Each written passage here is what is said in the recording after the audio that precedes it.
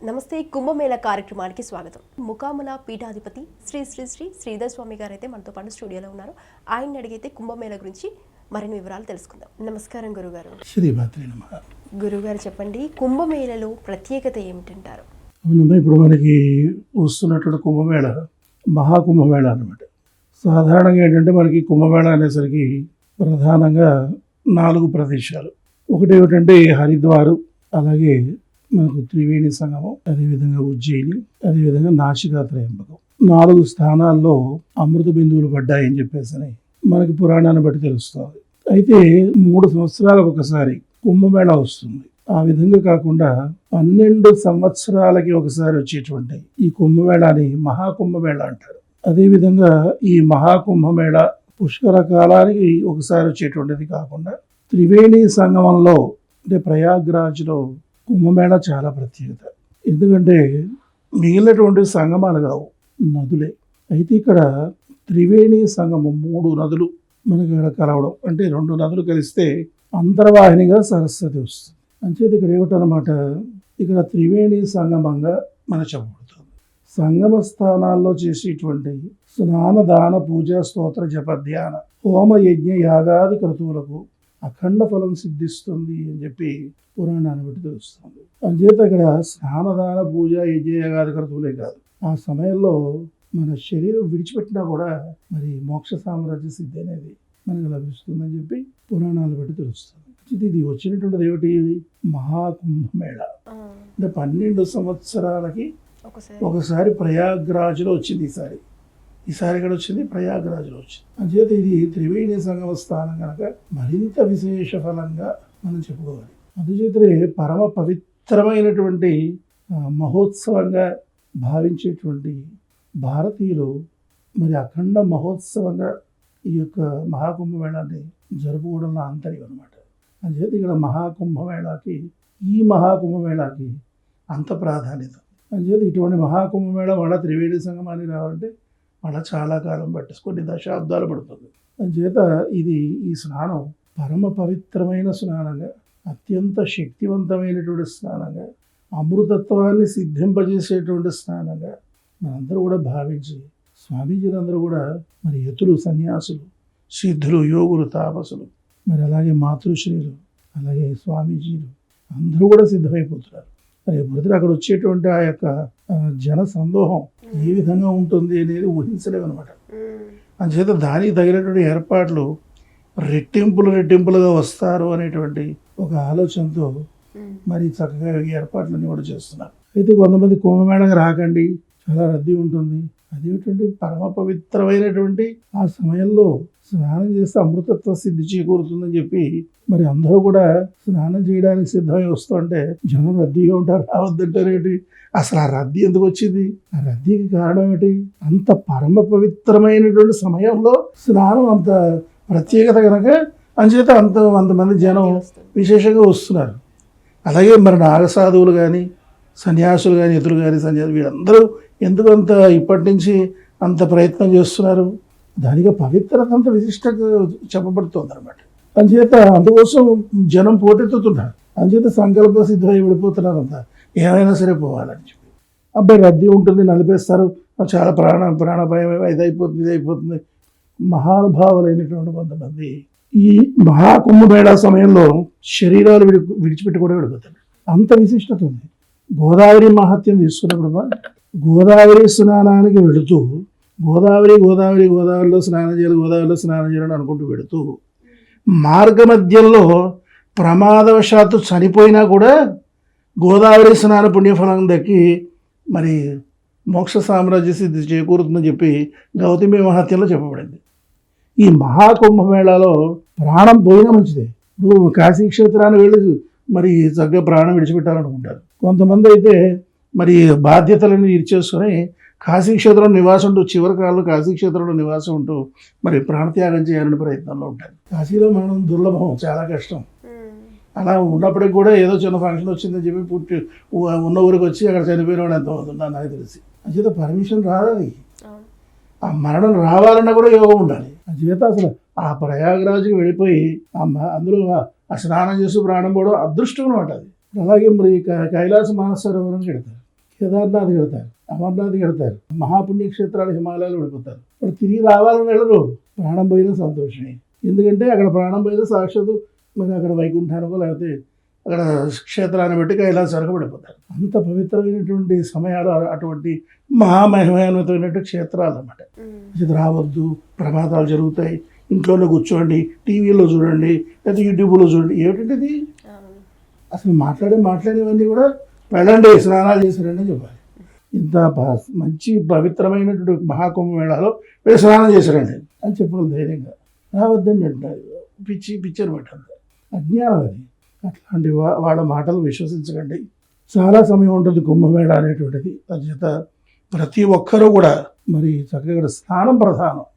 దానాలు, ధర్మాలు, యజ్ఞాలు, యాగాలు ఇవన్నీ వేరే విషయం. ఏం చేసినా చేయకపోయినా వెళ్ళి స్నానం చేసిరండి చాలు, ఇంకేమక్కర్లేదు. నదులకు వచ్చేటువంటి ఈ యొక్క పరమ పవిత్రమైనటువంటి పుష్కరం కావచ్చు, లేదా కుంభమేళా కూడా కావచ్చు. కుంభమేళా ప్రత్యేకత ఏమిటి? క్షీరసాగర మదనం చేసేటువంటి సందర్భంలో అమృత బిందువులు వచ్చి ఆ 4 ప్రదేశాల్లోనూ పడ్డాయని, ఆ పడిన ఆ సందర్భంలో ఆ యొక్క నదులకి కుంభమేళా వస్తుందని, ఆ కుంభమేళా సమయంలో నదుల్లో స్నానం చేస్తే అమృతత్వ సిద్ధి చేకూరుతుంది అని చెప్పేసిన పురాణం. అదే సమయాన్ని ఎవరు వృధా చేసుకోకూడదు, వెళ్ళి స్నానం చేసి వచ్చేయడం.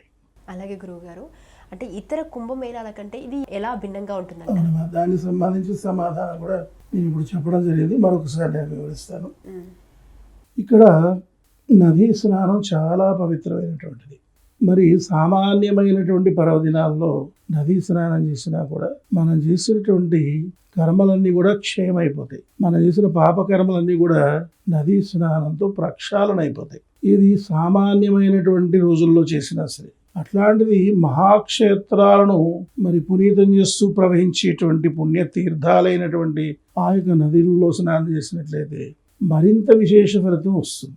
అలాగే మరి మంచి పర్వదినాలలో ఈ యొక్క మహాక్షేత్రాలను పునీతం చేస్తూ ప్రవహించేటువంటి ఆ స్నాన ఘట్టాల్లో మంచి పర్వదినాన్ని నాడగల చేసిన మరింత విశేష ఫలితం వస్తుంది. అలాగే పుష్కర సమయంలో కానీ 12 నదులకు పుష్కరాలు వస్తాయి. 4 ప్రదేశాల్లో మాత్రమే కుంభమేళా జరుగుతుంది.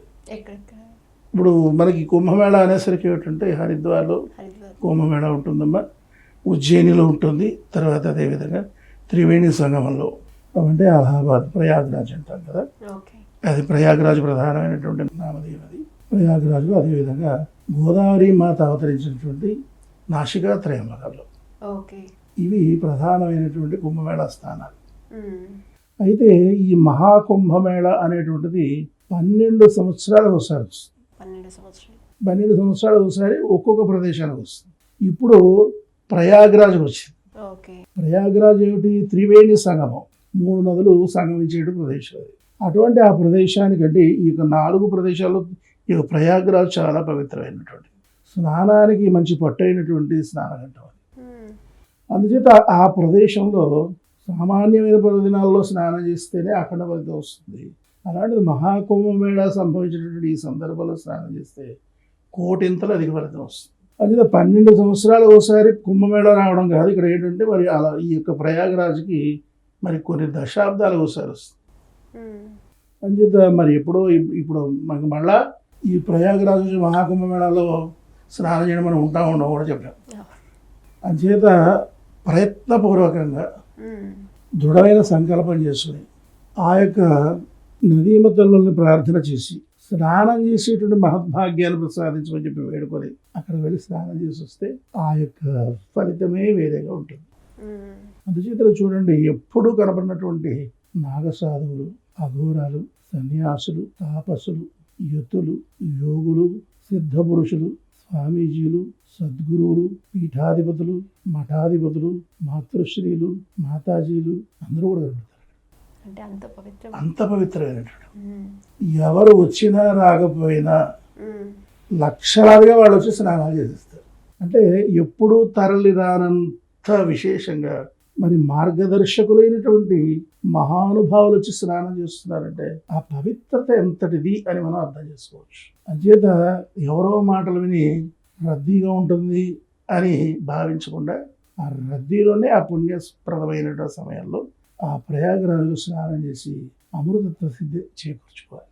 అంటే అంత విశిష్టత కలిగి ఈ కుంభమేళాకు ఉంది. అందుచేతనే చాలా భయంకరమైన ప్రచారం చేస్తున్నారు. అంటే రద్దీ రద్దీ ఎక్కువ ఉండడం గురించి కాదు, ఉమ్, పవిత్రమైనటువంటి మహోత్సవం కనుక. అవును. అన్ని మహోత్సవాల్లోకెల్లా ప్రయాగ్రాజ్ మహోత్సవం విశిష్టమైంది కనుకనే మరి ఉత్తర భారతీయులందరికీ ఆ విషయం బాగా తెలుసు కనుకనే వాళ్ళంతా అంతా ఏర్పాటు చేస్తారు. అసలు మామూలు కుంభమేళ అంటే చాలా ఏర్పాటు ఉంటుంది, మహాకుంభమేళ అంటే దాని 10 రెట్లు ఏర్పాటు ఎక్కువ ఉంటుంది. ఇప్పుడు అందులోనూ ప్రయాగ్రాజ్ కుంభమేళ 100 రెట్లు అధికమైనటువంటి ప్రయత్నాలు చేస్తారు. ఉమ్, అయితే ఇప్పుడు నాకు అప్పుడే దాదాపుగా వాట్సాప్ గ్రూపుల్లో నాకు కొన్ని వందల గ్రూపుల్లో నేను ఉన్నాను, ఉమ్, స్వామీజీల గ్రూపులో. ఎప్పుడు వస్తున్నారు, మా దగ్గరికి రండి, మేము ఇక్కడ ఏర్పాటు చేసాం, మీరు ఇన్ని రోజులు ఉంటారు, మాకు అలా మెసేజ్లు వస్తున్నాయి. ఉమ్, ఎంతమంది పెడతారు, కొన్ని వందల మంది వేల మంది స్వాములు పెడుతున్నారు. వాళ్ళు అప్పుడే వెళ్ళిపోయారు, కానీ అక్కడ వెళ్ళిపోయి తగు ఏర్పాట్లు చేసేస్తున్నారు. వచ్చిన వాళ్ళ శిష్యులందరూ వాళ్ళే స్వయంగా వండి పెట్టేస్తారు కదా. ఓ, అసలు అక్కడ స్నానం చేయడం, అన్నదానం చేయడం అసలు అద్భుతమైనటువంటి అవకాశం కదా తల్లి. అవును. అసలు అటువంటి అవకాశం రాదు, అది అద్భుతమైనటువంటి అవకాశం. అందుచేత స్వాములే స్వయంగా వండి పెట్టడానికి, తమ శిష్యులకు వండి పెట్టడానికి సిద్ధమవుతున్నారంటే అది ఎంత పవిత్రమైనటువంటి మహోత్సవమో మనం అవగతం చేసుకోవచ్చు. అంచేత ఎవ్వరూ కూడా మహాకుంభమేళ మహోత్సవం నుంచి మరి దుర్వినియోగం చేసుకోకండి, అది నేను చెప్పేది. ఇటువంటి మహోత్సవం వల్ల వచ్చేది కదా సమయానికి, మనం ఉండవు కూడా మనకు తెలియదు. అంచేత ప్రతి ఒక్కరు కూడా ఈ మహాకుంభమేళాకి వెళ్ళి స్నానం చేసి రండి, ఆ ఫలితం అనేది మనం చూస్తాం ఖచ్చితంగా. అలాగే గురువుగారు, ఈ కుంభమేళ కేవలం అంటే ఆధ్యాత్మికత మాత్రమే పరిమితం అంటారా? ఇక్కడ విశేషం ఏంటంటేనమ్మా, మన భారతీయతలో మనంతా కూడా సనాతన ఋషి సంప్రదాయం. మన వాడందరూ, పైన వాడందరూ కూడా ఋషీశ్వరులు. వీళ్ళంతా కూడా మహా తపస్సంపన్నులు. ఈ ఋషులందరూ కూడా వీళ్ళు ఏం చేశారంటే శాస్త్రీయతను ఆధ్యాత్మికతతో తోడు చేసి మనకు అందించారు. మనం రోజు చేసేటువంటి స్నానం దగ్గర నుంచి, మనం ధరించే వస్త్రం దగ్గర నుంచి, మనం పెట్టుకునే బొట్టు దగ్గర నుంచి, మనం వేసుకునే ఆభరణాల దగ్గర నుంచి, మనం త్రాగేటువంటి పానీయాల దగ్గర నుండి, అదేవిధంగా మనం తినే ఆహార పదార్థాల దగ్గర నుండి అన్నిట్లోనూ కూడా శాస్త్రీయత దాగి. అలాగే మనకి వాస్తు అంటారు, అందులో శాస్త్రీయత ఉంది. జ్యోతిషం శాస్త్రీయత ఉంది. అన్నిటిలోనూ కూడా శాస్త్రీయత ఉంది. ఒక చిన్న పని చేసామంటే దానికి వెనకాలంతో శాస్త్రీయత ఉంటుంది. అంటే ఒక చిన్న బొట్టు పెట్టుకున్నాం అనుకోండి, దానిలో ఎంత శాస్త్రీయత ఉంటుందంటే, ఒక భస్మం ఎట్లా తయారవుతుంది, గోమయం నుంచి తయారు చేస్తారు ఒక విధంగా. అదేవిధంగా రకరకాలైన వనమూలికలు హవనం చేసి తద్వారా వచ్చే భస్మాన్ని మనకు అందిస్తారు, హవన భస్మం అంటారు. ఇలా భస్మాలు అంత పవిత్రమైనటువంటి అన్నమాట. అదేవిధంగా కుంకుమ, పసుపు కొట్టి దాంతో కుంకుమను తయారు చేస్తారు. పసుపు కొట్టు కుంకుమ అంటారు దాన్ని. అందులో చక్కగా ఏం చేస్తారు, పసుపుతో పాటుగా కుంకుమ నాడు కూడా వేస్తారు, కుంకుమ రాళ్ళు. దానివల్ల ఎరుపు వస్తుంది, పసుపుగానే ఉంటుంది. అదేవిధంగా గంధం, అటు శ్రీచందనం కావచ్చు, అంటే శ్రీచందన వృక్షాలు ఉంటాయి. అదేవిధంగా మనకి తులసి కాండం నుంచి కూడా గంధం తీస్తాం. అదేవిధంగా మారేడు చెట్టు కాండం నుండి గంధం తీస్తాం, మారేడు చెట్టు కాండం. అదేవిధంగా ఎర్రచందనం కాండం నుండి కూడా గంధం తీస్తాం. వీటిని పెట్టుకోవడం ద్వారా, వాటి నుండి ఆ రేణువులు మన కంట్లో పడడం ద్వారా నేత్రాలకు అద్భుతమైన ఆరోగ్యం చేకూరుతుంది. ఎప్పుడైతే మనం బొట్లు తీసేసాం, బొట్లు ఎప్పుడైతే తీసేసామో అప్పుడే మన కళ్ళకు సంబంధించి వ్యాధులు వచ్చాయి. అంచేత ఇక్కడ ఏంటంటే నేరుగా పసుపు కుంకాలు మన కళ్ళలో పోసుకోలేగా, అది కూడా బొట్టుగా పడాలి, ఎక్కువ సమయం పడాలి. అప్పుడు ఏమవుతుందంటే కళ్ళు ఎప్పుడు శుద్ధి అయిపోతుంది. అంటే ఒక బొట్టులో ఎంత శాస్త్రీయత ఉందో చూడండి. అలాగే చెవికి మనం మగవాళ్ళు ఏమిటి, ఆడవాళ్ళు కుండలాలు పెట్టుకుంటాం. ఇప్పుడు పూర్వం చూడండి, పాఠాలు అప్పచెప్పకపోతే మన మాస్టర్ ఏం చేసి చెవి మీద పెట్టేవారు, మర్చిపోతే. ఎందుకని మర్చిపోయినందుకు కాదు, ఇక్కడ కొట్టేవారు కాదు, పాఠం అప్పచెప్పుడు మర్చిపోతే చెవి మీద పెట్టేవారు. ఎందుకంటే ఈ మెమరీకి సంబంధించిన నెర్వస్ అన్నీ కూడా చెవిలో ఉంటాయి, మేధస్సుకు సంబంధించిన నరాలన్నీ కూడా చెవిలో ఉంటాయి. ఆ చెవి మీద పెట్టడం ద్వారా ఆ నరాలు యాక్టివేట్ అవుతాయి అన్నమాట, ఆ నాడులన్నీ యాక్టివేట్ అయ్యి మెమరీ పెరుగుతుంది. అస్తమాన తల్లిదండ్రులు మేషాలు చెవి మీద పెడుతూ కూర్చోరు కదా, అంచేత బరువైన కుండలాల్ని ధరింపజేస్తారు. మనం ఇలా అనేటప్పుడు ఏమవుతుంది, ఊగుతాయి, ఆ నరాలన్నీ యాక్టివేట్ అవుతాయి. ఎంత శాస్త్రీయత ఉంది. బొట్టును చెవులు దుద్దురే చెప్పాను. ఇక మిగిలిన వాటి గురించి అయితే మన కూర్చొని బ్రహ్మాండంగా ఈ స్టూడియోలో మనం ఒక దాదాపు కొన్ని సంవత్సరాలు చెప్పుకోవచ్చు. అంత సబ్జెక్ట్ ఉంటుంది, అంత శాస్త్రీయత దాగి ఉంది. అలాగే స్నానాలు చేయడం ద్వారా ఏంటంటే మనకి నదులన్నీ ఎక్కడి నుంచి వచ్చాయి, హిమాలయాల నుంచి. హిమాలయాల్లో అనేకమైనటువంటి వనమూలికలు ఉన్నాయి. అదేవిధంగా శిఖరాగ్రాల నుండి నదులు పుట్టినటువంటి ప్రదేశాలన్నీ కూడా శిఖరాగ్రాలు. నాసికాత్రయంలో తలకావేరి, తర్వాత అలాగే మరి గంగోత్రి, యమునోత్రి, ఇట్లాగా నదీ జన్మస్థానాలు. అక్కడ అవతరించిన నదీమతులు ప్రవహించిన సెలయేళ్ళే ప్రవహించినప్పుడు అరణ్యాల్లో ఉండే మహామూలికలతో కలుస్తూ ప్రవహిస్తాయి. అవన్నీ వచ్చి నదులు అయిపోతాయి. ఆ నదుల్లో మనం ముందు ఏం చేస్తాం, నీళ్ళు కొద్దిగా ఆచమనం చేస్తాం, స్నానం చేస్తాం. ఆచమనం చేయడం ద్వారా లోపల ఉండే శరీరం శుద్ధి అయిపోతుంది. అలాగే బయట స్నానం చేయడం వల్ల చర్మ సంబంధమైనటువంటి బాహ్యమైనటువంటి దోషాలు శుద్ధి అయిపోతాయి. అనేక భయంకరమైన వ్యాధులు తొలగిపోతాయి అన్నమాట అది చేయడం వల్ల. అదొక శాస్త్రీయత. అలాగే ఆ నీళ్లు అపవిత్రం కాకుండా అందరూ అలా అపవిత్రం అయిపోతే ఎక్కువ మంది స్నానం చేస్తే రావండి రోగాలు. వీళ్ళు ఇంకా ఏమైనా కలిపితే రోగాలు వస్తాయి. ఎందుకంటే మనం స్నానం చేసినప్పుడు ఏం చేస్తాం, పసుపు కుంకుమ పుష్పాలు వేసి కర్పూర హారతలు ఇస్తాం, దీపాలు వెలిగిస్తాం. అందులో ఏమన్నా ఇతరత్ర క్రిములు ఏమన్నా ఉంటే ఆ క్రిములన్నీ కూడా మరి మళ్ళీ అవన్నీ కూడా చనిపోతాయి. అంచేత ఆ పవిత్రమైన యొక్క మూలికా జలంతో పాటుగా ఈ పసుపు కుంకుమలను చంపేయడం, రోగం ఎక్కడ వస్తుంది? రోగం రాదు.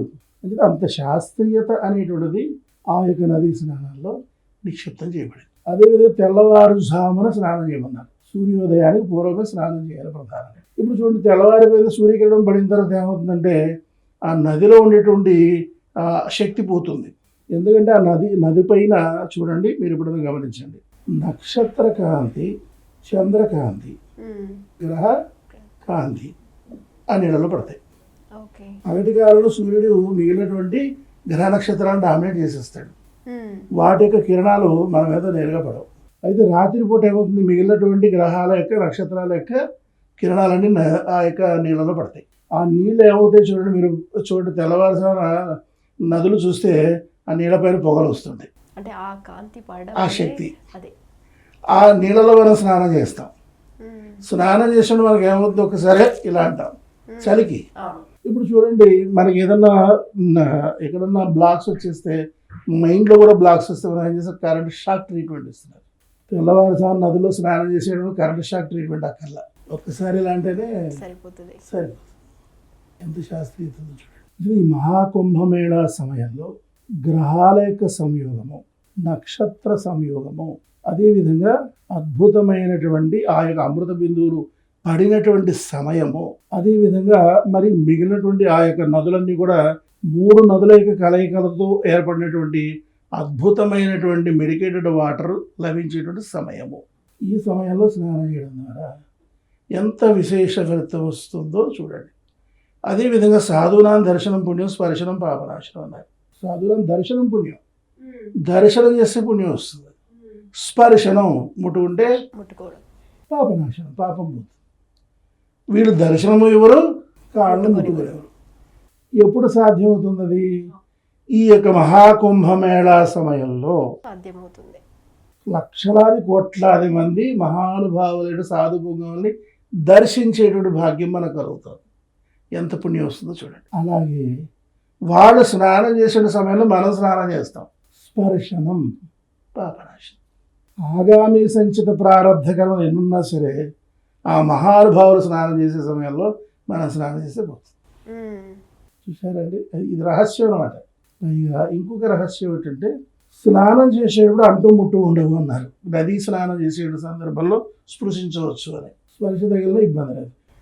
ప్రయాణం చేసేటప్పుడు, పడవలో వెళ్ళేటప్పుడు ఒకళ్ళొకళ్ళు తాకిన దోషం లేదన్నారు. అయితే ఆ సమయంలో ఒకవేళ స్పర్శ తగిలినా వాళ్ళు బాధపడరు, శాస్త్రం తెలిసిన వాళ్ళు కనుక. అయితే ఎన్ని రహస్యాలు ఉన్నాయమ్మా, చాలా ఉన్నాయి.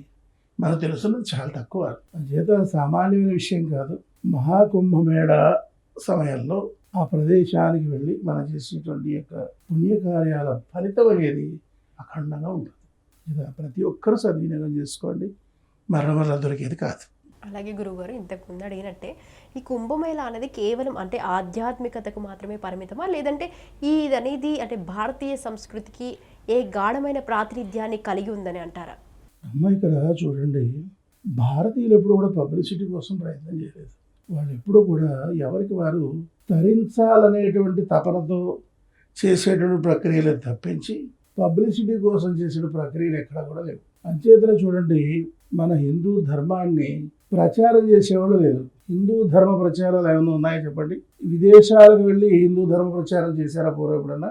కృతయుగం, త్రేతాయుగం, ద్వాపరయుగం, కలియుగం, 4 యుగాలు, కొన్ని లక్షల సంవత్సరాలు. అయితే ఎప్పుడైనా సరే విదేశీయులు వచ్చి మన సంస్కృతిని నేర్చుకున్నారు తప్పించి మన వాళ్ళు వెళ్ళి మన సంస్కృతి ప్రచారం చేయలేదు, వాళ్ళ సంస్కృతిని నేర్చుకోలేదు. అలాగే రత్నగర్భ స్వర్ణగర్భ అయిన భారతదేశాన్ని, స్వర్గతులైన భారతదేశాన్ని రాక్షసులైనటువంటి విదేశాల వాళ్ళు దోచుకోవాలని వచ్చి తిష్ట వేసి కూర్చున్నారు. కానీ మనం వెళ్ళి విదేశాలు దోచుకోవడానికి మనం ఎప్పుడైనా వెళ్ళా? అంత విశేషమైనటువంటిది మన సంస్కృతి. రత్నగర్భ, రత్నాలు తన గర్భంలో పెట్టుకుంది అమ్మ భరతమాత. స్వర్ణగర్భ, బంగారాన్ని తన గర్భంలో పెట్టుకుంది. పైగా అన్నపూర్ణ. ప్రపంచ దేశాలలో జనాభాలో అగ్రస్థానంలో ఉన్న భారతదేశానికి ఈనాటికి ఆర్థిక పరంగా కూడా సక్రమంగా ఒళ్ళు వంచి పనిచేస్తే, ధర్మబద్ధంగా పరిపాలన చేస్తే ప్రపంచాన్ని ఏలగలిగేంత సంపద మన దగ్గర ఉంది. అలా ఉండి కూడా మనం ఈ యొక్క ఐశ్వర్యంలో 3వ స్థానంలోనూ 4వ స్థానంలోనూ ఉంటాం. ఏంటి, అగ్రస్థానంలో ఉండి కూడా నిద్రపోతూ జనాభా లెక్కలు వేసినా మనం 2వ స్థానంలో ఉన్నాం. ఆ నిద్ర లేకుండా పర్ఫెక్ట్గా కనుక జనాభా లెక్కలు వేస్తే మనదే అగ్రస్థానం ప్రపంచంలో. అలా అగ్రస్థానంలో, జనాభాలో అగ్రస్థానం భారతదేశం. ఆర్థిక పరంగా మరి సక్రమంగా అందరూ సోమరపోతులే కదా. ఎంతవరకు వర్క్ చేస్తున్నారు ఇండియాలో? విదేశాల్లో మనం పనిచేస్తాం, భారతదేశంలో పనిచేయం. ప్రతి ఒక్కరూ కూడా ఒళ్ళు వంచి సక్రమంగా తన యొక్క ధర్మాన్ని నిర్వర్తిస్తే ఆర్థిక పరంగా అగ్రస్థానంలో మనం ఉంటాం. ప్రపంచానికి పొందగలిగేంత ఐశ్వర్యం మన దగ్గర ఉంటుంది. అంత శక్తి సామర్థ్యాలు భారతదేశానికి ఉన్నాయి. అంటే మనది అంత విశిష్టమైనటువంటిది అనమాట. ఆచరణ యోగ్యమైనటువంటిది, ఆదర్శప్రాయమైనటువంటిది, అలాగే మానసిక శారీరక ప్రశాంతతను కలగజేసేటువంటిది, సంపూర్ణ ఆయురారోగ్య అష్టైశ్వర్య భోగభాగ్యాలు అనుగ్రహించేటువంటి సంప్రదాయం ఉంటుందంటే అది భారతీయ సంప్రదాయం. మన సంస్కృతి సంప్రదాయాలు విడిచిపెట్టి మన సుఖాన్ని చేతుల మనం నాశనం చేస్తున్నాం తప్పించి మన సంప్రదాయాన్ని సక్రమంగా ఆచరిస్తున్నంత చెప్పి కూడా మన కష్టాలు లేవు. పాశ్చాత్య సంస్కృతి సంప్రదాయాలని నిత్యం రుద్దుకున్న తర్వాత మనం ఆడడం మొదలుపెట్టాం. అవన్నీ కూడా రాక్షస సంప్రదాయాలన్నీ కూడా. మనదంతా దేవతా సంప్రదాయం. మనం ఎప్పుడు కూడా కయ్యాలి కాదు, వాళ్ళే దోచుకుందాం, ఆక్రమిద్దాం, యుద్ధాలు చేద్దాం, జనాలు చంపేద్దాం, ఎదుటి వాళ్ళని ఎత్తుని కొట్టి తినేద్దాం అనేటువంటి ఆ గుణాలు వాళ్ళు ఉంటాయి రాక్షసులు కనుక. మనం దేవతలు మనకు ఉండవు. మనం అంతా కూడా పరోపకారాలు, దేవశరీరం ఇంకా పెడుతూ ఉంటాం, 2 పిలుస్తూ ఉంటాం. ఎన్ని సంప్రదాయాల వాళ్ళు వచ్చినా, ఎన్ని దేశాల వాళ్ళు వచ్చినా సరే. అలాగే ఏంటంటే దోచుకుపోయినా సరే వాళ్ళని ద్వేషించాం, మనం వాడు మా పని వాడు మాట్లాడే. ఇది దేవతా లక్షణం. మరి ఏ కార్యక్రమం లోక కళ్యాణార్థం అంటాం. ఎంత యాగం చేస్తే ఎందుకు చేస్తే లోక కళ్యాణం కోసం చేస్తాం. అది మనలో ఉండే గొప్ప విశేషం. అంచేత ఏ చిన్న కార్యం చేసినా, ఒక చిన్న పూజ చేసినా, ఒక హోమం చేసినా, ఒక యజ్ఞం చేసినా, ఒక యాగం చేసినా లోక కళ్యాణార్థమే మనం నిర్వహిస్తాం. ఈ మహాకుంభమేళాలంతా కూడా లోక కళ్యాణం కోసం చేసేటువంటి అద్భుతమైన ప్రక్రియలే. ఒక దేవాలయం ఒక మానవుల ప్రదేశంలో ఉందంటే ఆ దేవాలయం కారణంగా వెళ్ళేటువంటి భక్తుల కారణం చేత ఎంతమంది జీవిస్తారో ఒకసారి చూసుకోండి. ఆ ప్రాంతం అంతా వచ్చే భక్తులు ఇచ్చేటువంటి ఆదాయం అనేది బ్రతుకుతారు. అంత విశిష్టత మన సంస్కృతికి సంప్రదాయానికి ఉందన్నమాట. కుంభమేళ గురించి మాకున్న సందేహాల గురించి చాలా చక్కగా సలహాలు సూచనలు ఇచ్చినందుకు మీకు మరోసారి ధన్యవాదాలు. చూశారు కదండి, ఇది ఇవాల్టి కుంభమేళ కార్యక్రమం. మరో కుంభమేళ కార్యక్రమంతో మళ్ళీ కలుద్దాం. అప్పటి వరకు నమస్కారం.